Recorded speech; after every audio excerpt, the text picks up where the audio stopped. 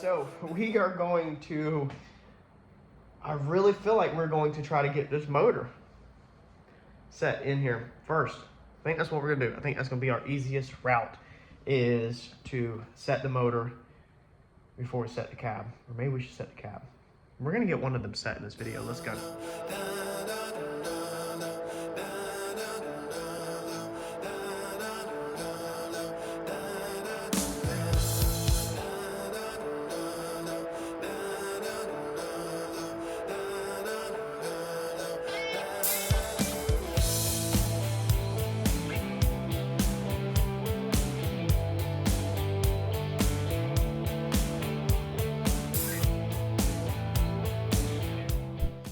All right, so on our front, we're not focusing on the motor yet, but one thing we did do was we set the frame rail back so that the front cross piece, and this was already intended like this, is literally center of the harmonic bouncer. So I can still take a extension and get the oil pan bolts, because more likely we're going to build this engine in frame, being it's going to be a solid place to hold it and work on it. All right, so what we're trying to do now is I did decide that I'm going to go ahead and get the frame attached to the body of the car first. The body of the car is going to be the harder item of the two to move, I have decided, even though it's lightweight.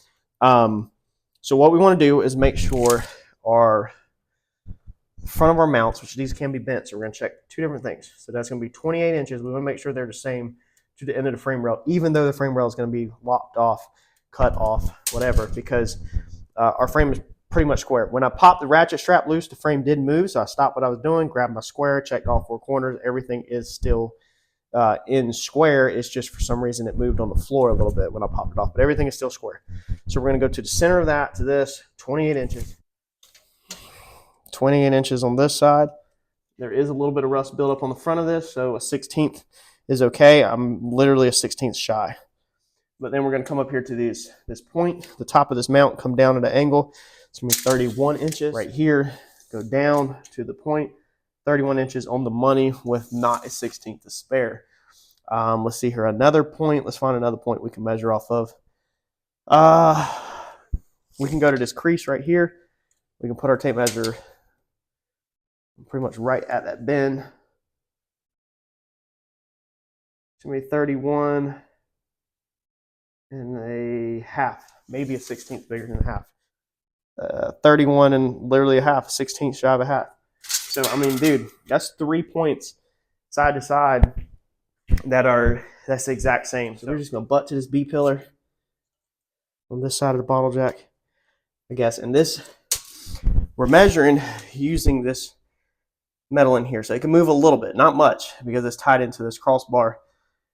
But this measurement, I give it a 16th to spare. I'm not going to lose sleep over.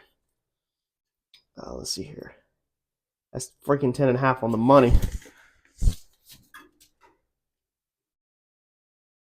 That's 10 and a half on the money. Maybe a 30 seconds off. 10 and a half on the money, though. I'll give myself a 30 seconds on that. So this thing is freaking on point. And if I had somebody here right now, I'd probably X from the front points up there to the back of the frame. But being everything is parallel, so the body is parallel, equal. This frame is literally centered of this body right now. We're going to set our height where our height wants to be, left and right. We're going to level these bars out, and then we're going to build standoffs, and we're going to weld this structure, which is the body, to the frame rails. I did order off of eBay these little bottle jacks. I ordered actually 4 of them total this week. I'll try to tag the products where they pop up on the screen of some products I'm using. I'll try to find y'all some deals, tag them. These are just going to be hyper tough 2-ton bottle jacks. These things are freaking tiny, which is perfect for your garage like this and for getting in tight places, because we can store these very easily in our cabinet. And then the cool thing about this is we ain't even got to pump it. This thing will just wind up. Let's see how far it goes right there. Okay. That, man, this is going to be perfect. Put together this little handle. I love these little Chinese tools like this. Start get a little bit of pressure on this. Okay, Okay, so that's on that one.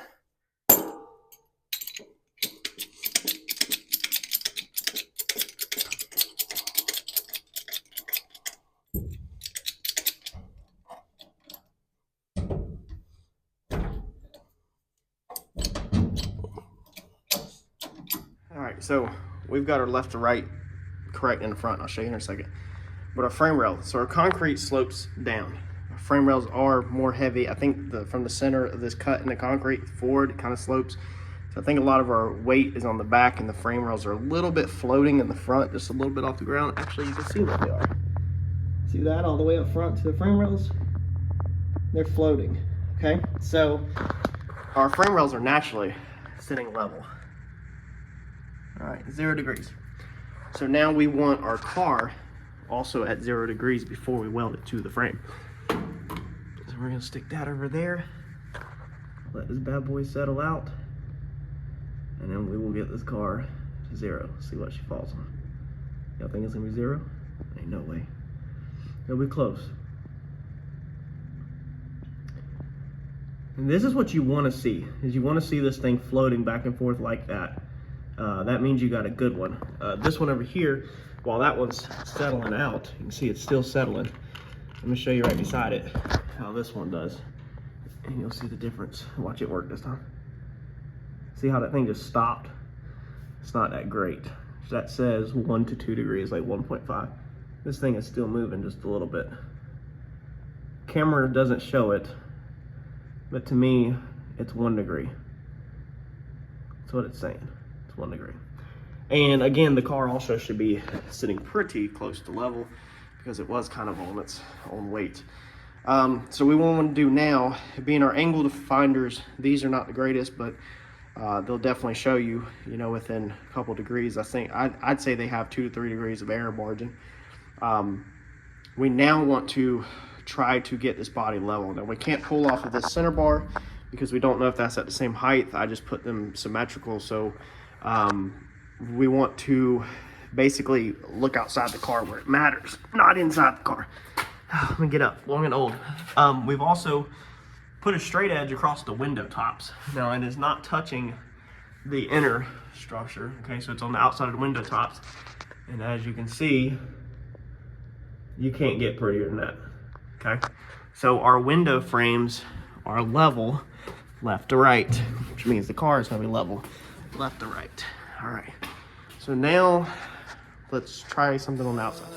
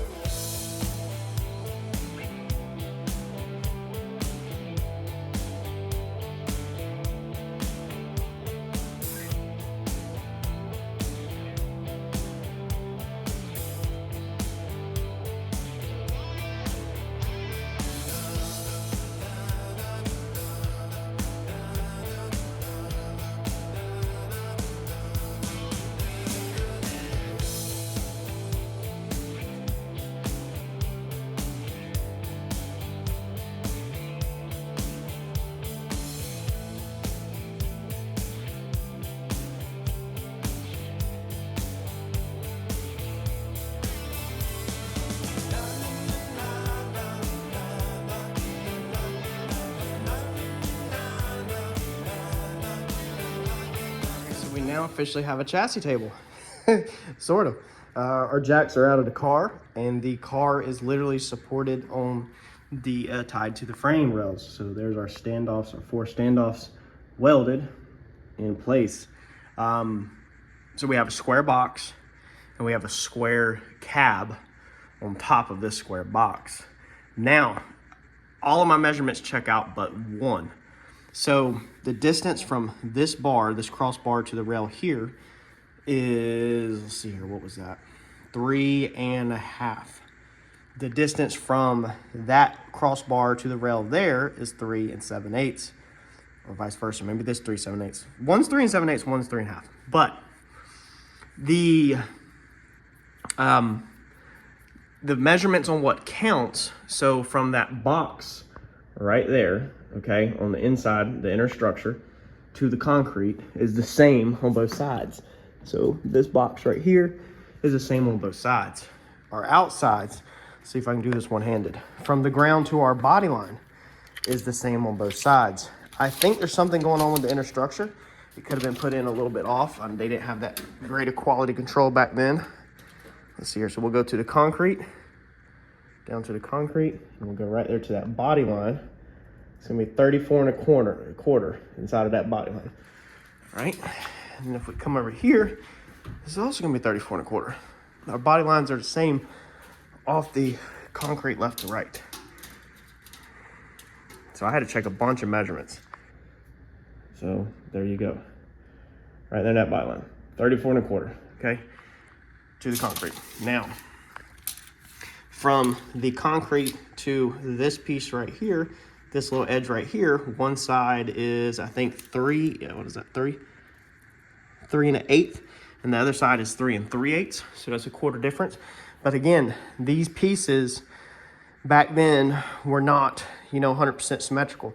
We are rebuilding that whole entire bottom, and that whole entire bottom is rusted, so it's probably been squished. I used it to jack up on. I know I put a 2x4 underneath there, a lot of pressure. If you look into earlier videos lifting this cab off, so I probably squished one side. So the big number that matters to me is this body line is equal off the concrete, both sides. The inner structure, I've got a matching measurement on both sides to them square boxes. And then another important piece is this top bar. Like I said, I welded everything in symmetrically, so that top bar goes right there underneath that little dip piece. And on this side, it's the same way. Top bar to the rails match left to right. So pretty much 1, 2, 3 measurements match left to right. The fourth measurement, which is rail to the crossbar, is off. This crossbar, like I said, is a piece I put in. That metal could have been off a little bit the way it is sectioned in, because you can see the joint right there up top, that could have been a little bit off from the factory, being it was an inside piece. But 3 out of 4 measurements is the same. We're gonna call that the freaking same. The front, pretty freaking easy. I literally, the crossbars were welded pretty much the same, and I checked level. To do the front, I checked forward and backwards and got it to match the frame rail. So if you recall, our bubble, like I said, was at the back of the frame rail. Now I'm probably not gonna be able to put it in here because of my standoffs. Imagine that, slightly. Okay, so my bubble is on the back line on my frame rails. When we come out here,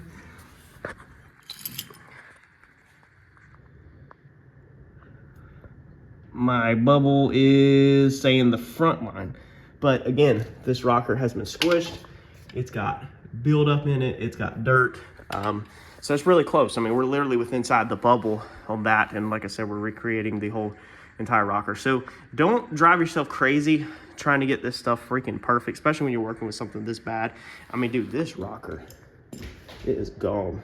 So more than likely, it's not going to, everything's not going to check out. You just have to try your best to make sure that everything is symmetrical.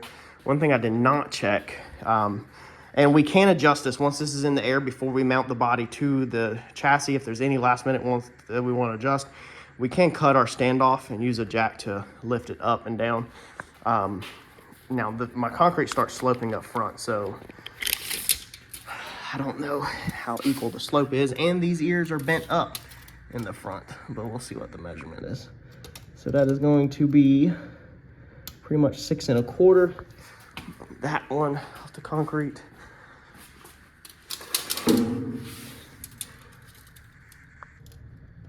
Six and an eighth on that one. And again, these things are up at an angle. They're not perfect, but man, we should be on the money. Let's check this. I did not check this either, which I could have checked it. I was obsessed with the back. 31 3/8 to that body line. Man, I hope this is the same. I should have spent a little bit more time checking the front.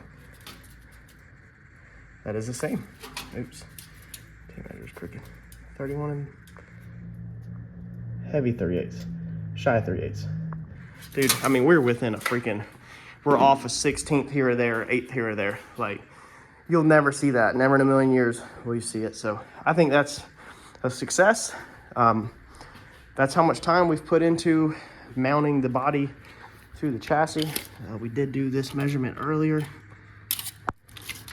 Like we went over in the past, we're gonna cut our tape. That is gonna be 3/4 from the outside frame rail to that point. We're cutting our tape on 10. 3/4. So we're equal left to right. We already measured the distance front to back, so we're on the freaking money. One more thing that is very, very important to understand for in the future, okay? At the moment, our frame rail is 0. Our frame rail is the ground. Our frame rail is the parking lot. So being our frame rails is ground, that means if this thing is 6 feet in the air, then the measurements from the concrete to the frame rail is ground. So we could check anything on the car to make sure it is at flat ground height off of the measurements off the bottom of the frame rails. Now, when we lift this up in a future video, you're gonna see that we're gonna go equally up on crib blocks, basically under the frame versus wheels.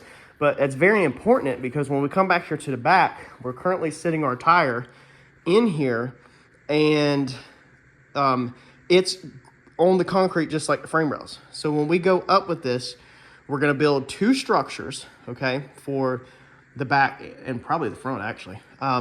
So probably the 4 structures with plywood tops that are gonna be the same distance that our frame rail is up. So once we get this up at working height where we're gonna work at, the frame rail is gonna be on 4 boxes, and then each tire is gonna have its own box that matches the distance from the concrete to the frame rail.